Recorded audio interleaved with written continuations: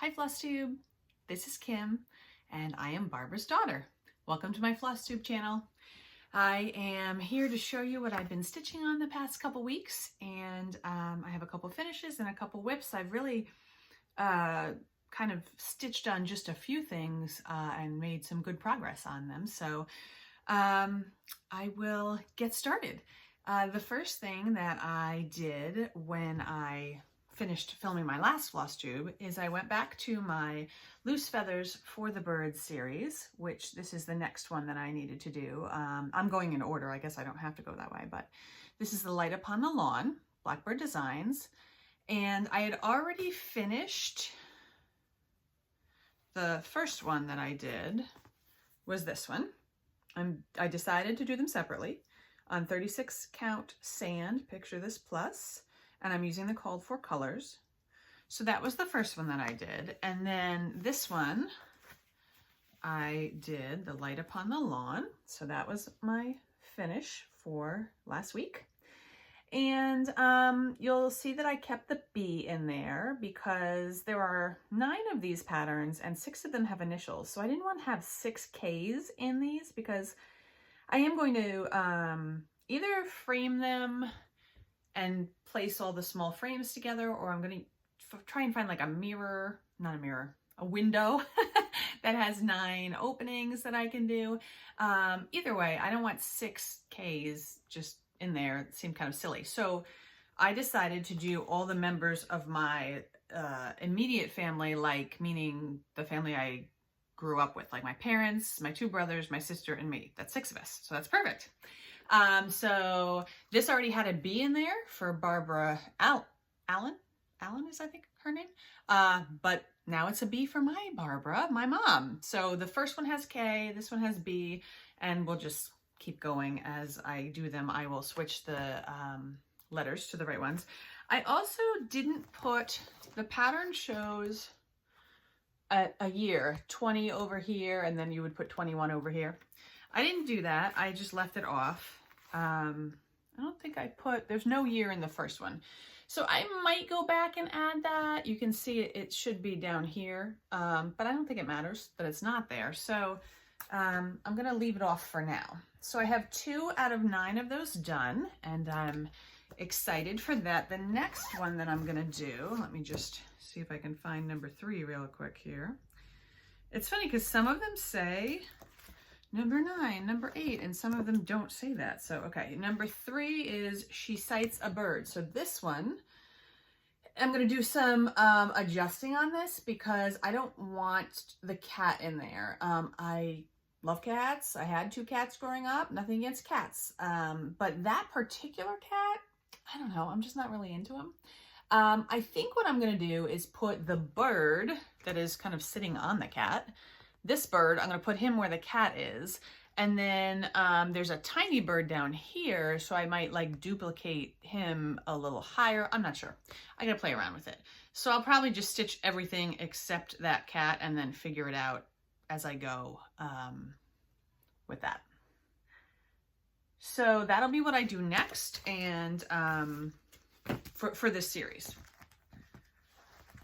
So the other finish that I had, if you remember, I am doing a little, I organized all my whips and new starts that I wanted to prioritize this year. So every month I have a new start and a whip that I want to work on in addition to whatever else I feel like working on. And so far that's working out pretty well. I have given up on some pieces that I've realized I don't really necessarily want to stitch this right now. So I kind of put them to the side, but I have also made some progress on things that I had worked on prior or just wanted to start. So in January, I started and finished the first of the Loose Feathers series. And I also finished my Schoolhouse sampler with a needle and thread that I did 1 over 1. And then February, I started and finished Old Friends, which was my kind of like Valentine's Day stitch. And then the Christina Webb sampler by Shakespeare's Peddler, I just put that aside. I didn't really feel like working on it. So I'm gonna leave it kitted, and I might go back to it at another point, but life's too short to stitch on something you don't feel like stitching on. And I didn't feel like stitching on that at that time, so I put it away. So this month I was supposed to start in this book, the Ooh La La book. I was supposed to start this sampler, and I did. I don't speak French, but it seems like it might be Les Poulets, a French pincushion. So I did this with my own threads on, let me just look. This was 36 count Pecan by Silk Weaver. And I just picked threads from my stash. It was super quick. I did that in like 2 days. I mean, obviously the part at the bottom with where it's kind of all coverage there, that was the most time consuming part, but I really think it's super cute. I'm going to make it into a pincushion. I have a whole bunch of things I need to make into pincushions. And I eventually want to have like a whole bowl full of mostly red pincushions. So I have one done already, which is from Misty from Luminous Fiber Arts, her Gathering Berries. And she just came out with another pattern that is like a companion to that piece, which I have ordered. I haven't received it yet, but that she did in like a green color, but I'm gonna do it in red so that I can have all of these red pincushions in some type of bowl or tiered tray or something. So that will get made into a pincushion and join the Gathering Berries one until I make more. Okay, so I finished that one, and then I was going to do the whip that I had was Like a Cherry Blossom by, oh, I don't have the pattern here in front of me, Stitches Through the Years, which is like an Etsy store. And I had started this one and decided that the white flowers, I was going to make pink flowers, and I have a decent start on it. I only worked a couple days on it previously, and this is on 36 count Platinum by Zweigart, and I picked this up a couple days ago and I went, nope, don't like that at all. Don't like the colors in the pink. It's the wrong pink. I don't like it at all. So I don't know if I'm gonna stay not liking it or if I should just hold on. So I have all my colors. I have the PDF pattern saved in my computer, and I have this. I'm just gonna put it back in the project bag and let it sit kind of in timeout for a while and go back to it later. Maybe I'll restart it and do the flowers white after all. I don't know. I don't know what it was, but I was like, nope, not loving it. So I didn't work on that. Instead, what I decided was to start something new, because why not, right? So Lynette from Homesteading on the Homefront had done this Lucy Beam, Though He Seemeth Sleeping. And I actually just really like the quote. The colors, it's hard to tell because this is a picture of the reproduction, but the colors are pretty, I don't want to say bright, not like springtime bright, but like really bold colors. And I mean, you can see even there's like some black and dark navy blue in there, all sorts of colors. And when you look at these colors together, at least when I look at these colors together, I go, never in a million years would I have chosen those colors together. Let me just grab a board so I can show you them. Okay, so here are all the colors. Now, she gives you 4 different colorways to choose from. Gentle Arts, DMC, Classic Colorworks, and Weeks, I think. And so I went through my stash and I grabbed everything that I had from all 4 of those colorways, and I looked and I figured out, okay, what do I like? And I came up with this, which is pretty true to, what she called for. Except for the one thing I really didn't like was her purple was very, very bright. And I went with this Sparkling Berry from Victorian Motto, which is not really as dark or as bright of a purple. The rest of them are pretty much what she called for in 1 or 2 of those colorways. And I was looking at this before I started, and I really wanted to start this, and I was thinking, I don't know that these colors are going to look good together, but I'm not a cross stitch designer, which is why I was wrong. So I started stitching this and I love it. I am not quite halfway, but I made some really good progress. So this is what I have so far. I have to do a lowercase alphabet line and then the vine with all the leaves. That will be the halfway point. So I worked on this for 3 or 4 nights, and it's pretty slow going because I don't know if you can tell, but the letters are like 2 letters in each color and then you switch a color, which is fun because it keeps you interested, but it is, you know, it's time consuming when you have like color changes, right? So I still don't think I would have ever picked these colors to go together in a sampler, but I love the way it's looking right now. So I'm really happy with that. And I'm telling myself that I have to do a 1 length of thread for the border every time I do it, because otherwise I'll have this whole brown border at the end and that's kind of boring. So, so I'm kind of keeping up with that as I go. And I did this for like 3 or 4 days and then put it down because I wanted to start something else. But I am hoping to get back to this in March and get at least halfway before the month ends, because I feel like it's a fairly small sampler. I don't know if I have the page here that says the dimensions. Let's see. 155 by 193, so it's not huge. And I think I could probably finish it if I just stitched on this, you know, for another week or 2, but I have other things I want to stitch too. So I'm hoping to do those other things and then come back to this before March ends. Okay, so I worked on that, and then my good friend Kathy, she has a Flosstube who is, it's called To Dye House. And she had been stitching Harbor Haven from By the Bay Needle Art, and probably a year or more ago, I said, oh, I would like to stitch that too. And she said, well, don't buy the patterns. I will send them to you when I'm done. So she finished and she sent me all the patterns, which was so awesome because there's 12 of them and it would have cost me, I mean, I think they're $10 a piece. So that was so generous of her to share them with me. And I'm really excited to do this. I'm going to put a picture in of what the entire piece looks like when you do all 12 of these patterns next to each other. And I know Jan Hicks has done it, and she has it up on her blog and different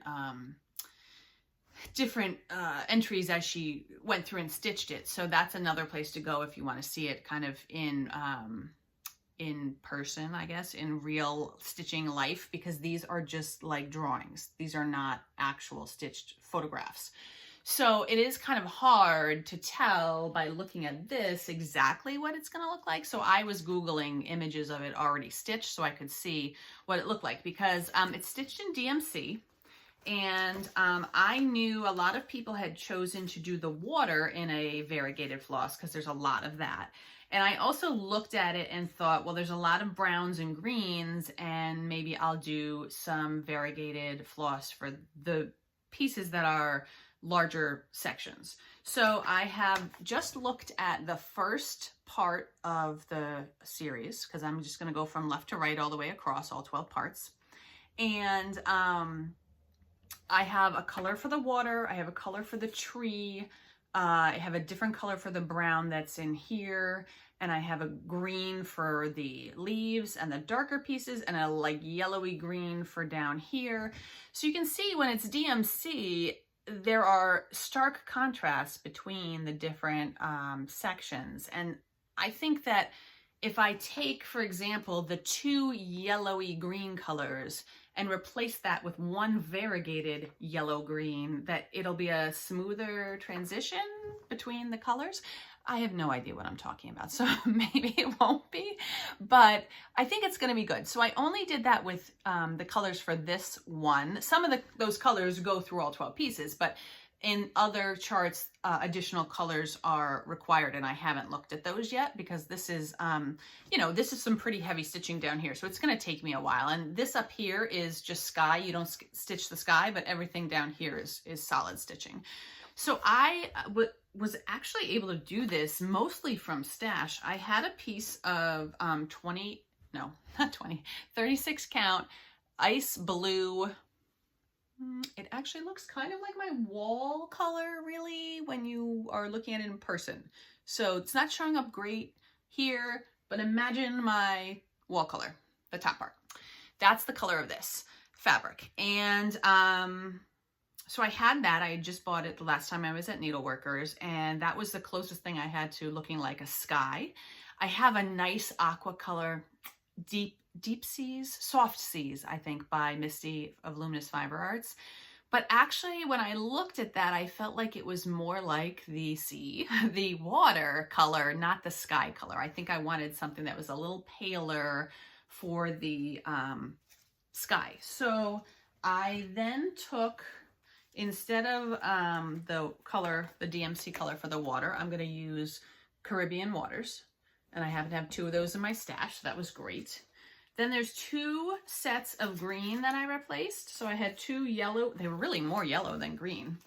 But I replaced those with this Victorian Motto Squash on the Vine, which is like a yellowy green. And then 2 more blue-green, I guess, that I'm replacing with Moss by Weeks. And those 2 colors, I think, look pretty... there's a difference between them, but they kind of go well together. So I think it's going to be a little smoother transition between the different sections.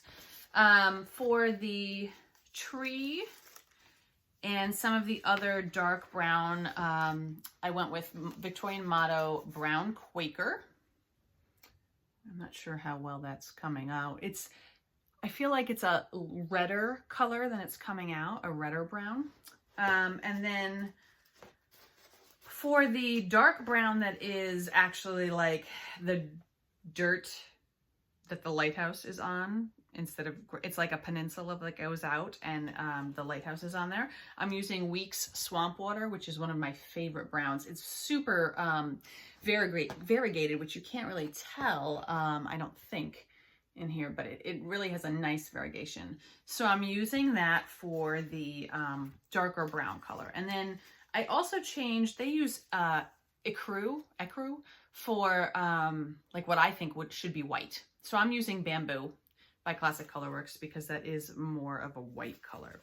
Everything else I have so far is the DMC called for. And all of those I left because they're just like small little, like the pink is flowers, and the roof of the house. I mean, you're not going to really see a variegation there, so I just left with DMC.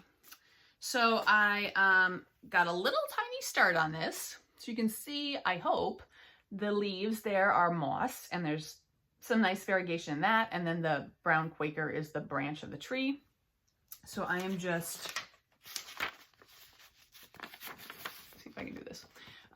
I did these 2 leaves. I started the tree. So, I mean, I worked maybe 45 minutes on this just to see what the colors were going to look like.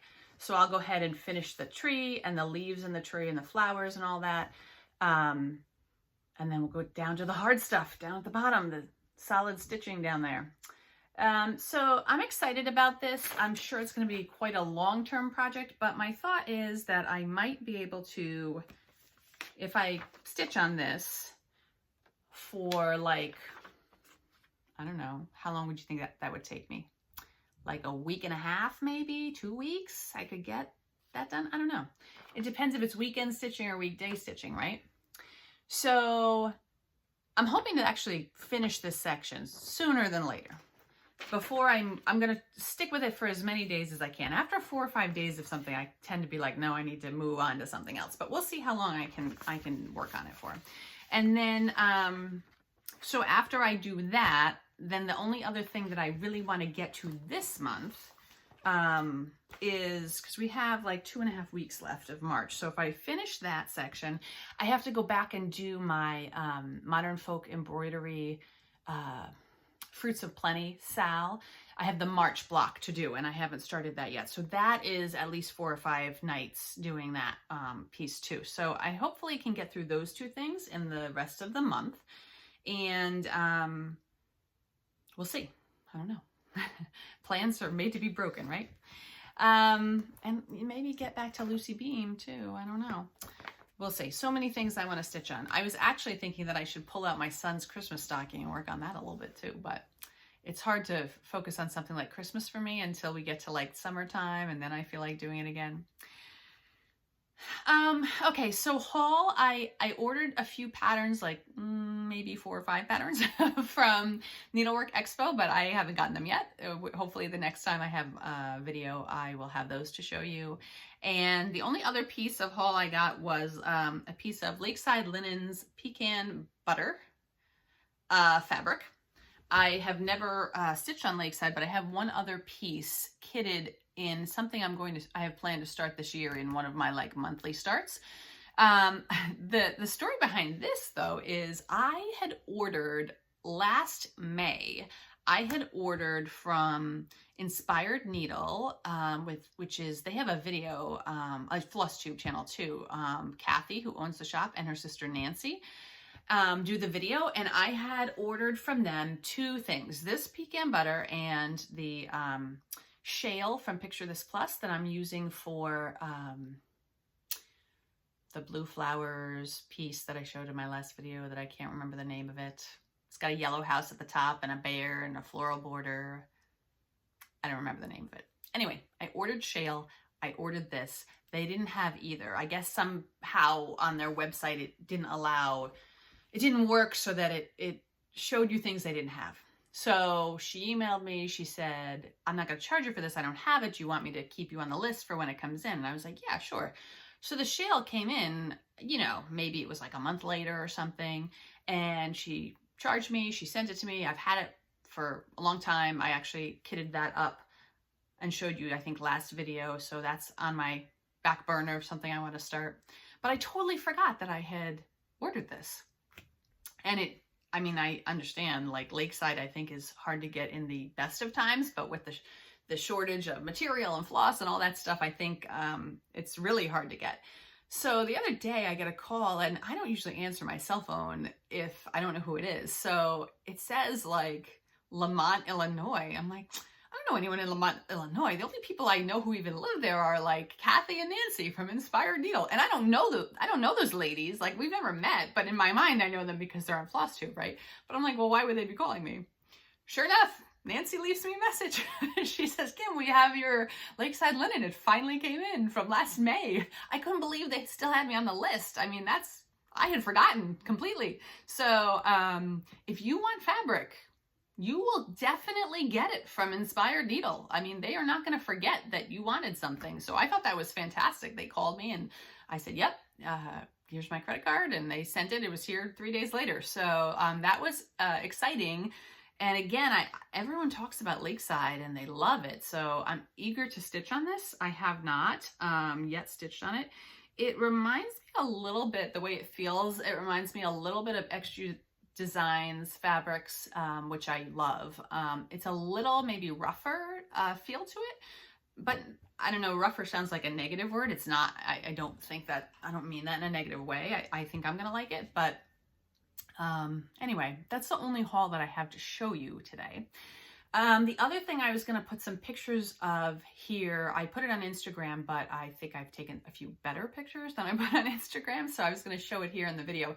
I had a command strip incident with some of my stitching that I had smacked up on the wall with command strips because I was too lazy to wait for my husband to hang them properly. I just like to get things done myself. I don't want to wait around for someone else to do them, right? But that was a bad idea because then I tried to like move some stitch pieces and I ripped off like sheetrock from the wall. It's terrible. So fortunately, my husband just spackled it and painted it and didn't say a word. It was fine.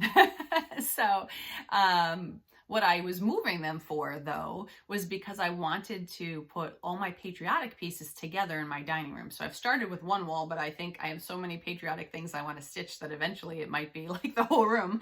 I think Vanna has a patriotic room, doesn't she? don't you, Vanna? I don't know if you watch my channel, but I think you have a patriotic room. And I love that idea. And so I had Lady of the Flag, which I really wanted in a prominent place. And when you walk in my front door, you're looking at my dining room, which is like you're in the family room, but when you look straight ahead, you see the wall at the end of the dining room. So I wanted to put Lady of the Flag there because you see her right when you walk in the door. So I have a couple other pieces that I put with it. And I have to get some smaller, like decorative, like signs and things, which I may have in my 4th of July decoration boxes that I have to pull out. Or once the decorations start coming out at the craft stores, I'll go and see what I like. But I just wanted to put some pictures in to show you what that looks like on my wall. We're getting started with the stitching walls. So once we have new furniture in the family room, I'm hoping to put like all my samplery type stuff, Blackbird designs, samplers, things like that in the living room, family room. We don't have a formal living room, so I call it the living room, but it's where we hang out. It's the couch room, the TV room. And I have a huge wall in there, so I need to stitch more stuff, but eventually I could have a lot of cross stitch on this wall. So anyway, that's all that I've been doing. I did have a week off from grad school. That's starting back up again tomorrow, Monday, I think, officially. So back to doing that work too. So hopefully it doesn't cramp my stitching style too much, and I get a lot of stitching done too. I hope that you are all well, and I will see you again next time. Bye-bye.